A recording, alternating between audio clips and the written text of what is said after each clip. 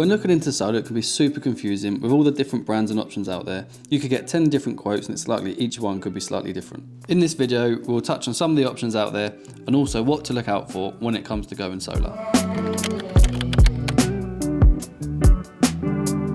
The first thing you'll need to know is whether your roof is suitable. This will be based on size, facing and structure.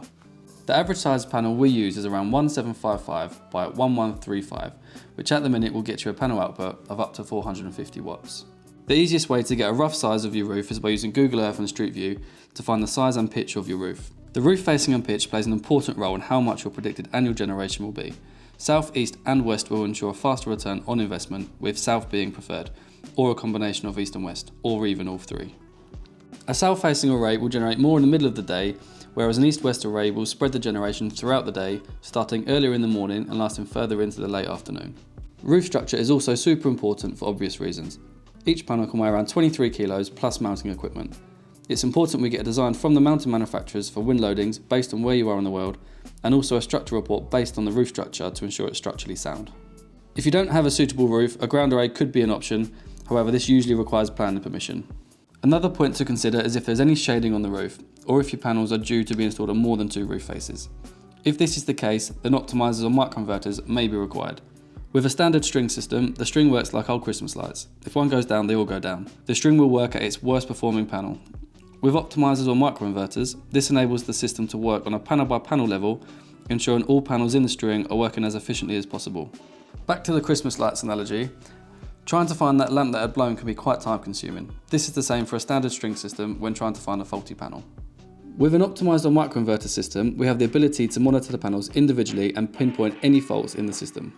To learn more about the benefits of an optimised or microinverter system, click the video in the top corner. If installing on your roof, what tiles you have is important for the installer to know. The majority of roofs require a similar amount of labour and also similar mounting equipment. A slate roof, however, can be much more time consuming and will impact the price in relation to this. The hardest part for an installer is usually the cable route from A to B. We generally need to get cables from the panels to the inverter, a supply to the inverter from the consumer unit, and comms to the point of your incoming supply from inverter.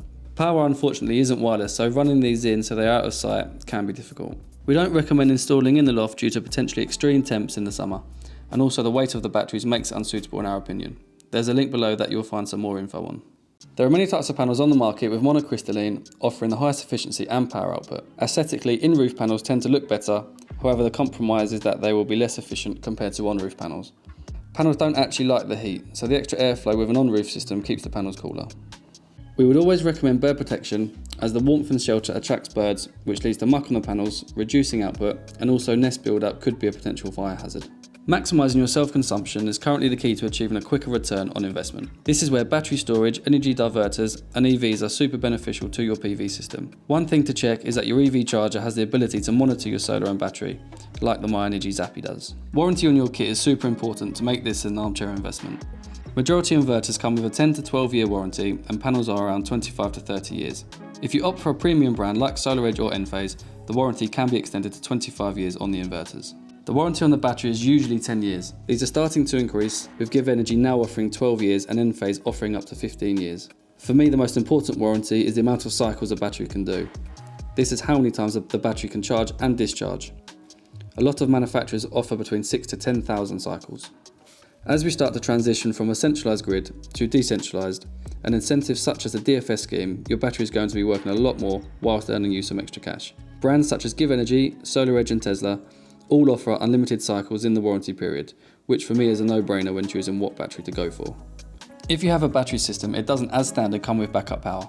It may have the option, but can require a lot of extra work, so check with your installer if this is something you require. If there is a power cut or the DNO have cut the power to work on the lines, your system must shut down. This is because the people working on the lines won't be happy with you pumping power back to them. With regards to how many panels you need, we would recommend as many as you can within budget and that suitably fit. When installing solar, there are certain fixed costs, so the more panels you install, the cheaper it becomes per kilowatt installed. When installing a grid-tied solar PV system, we have to notify or ask permission from your DNO. The DNO is the company that looks after the infrastructure in your area, up to and including your main cutout fuse. A system with an inverter up to 3.68 kilowatts can be installed and notified after. The 3.68 would be for the total site, so if you had two inverters, the combined output can't be higher than 3.68 kilowatts. To install a system over 3.68 kilowatts, we require permission from the DNO before installation. We don't tend to get many issues with this, however the DNO may limit the amount you can export. For example, we could install a 10 kilowatt inverter and you could use the full 10 kilowatts around the home. However, if the home is only pulling 500 watts and you have 9.5 kilowatts extra, the system will ramp down to 5.5 kilowatts as it can only export 5. This is why battery storage, hot water diverters work really well to store more of what you generate. If you've got any questions, please leave a comment below and we'll see you on the next one.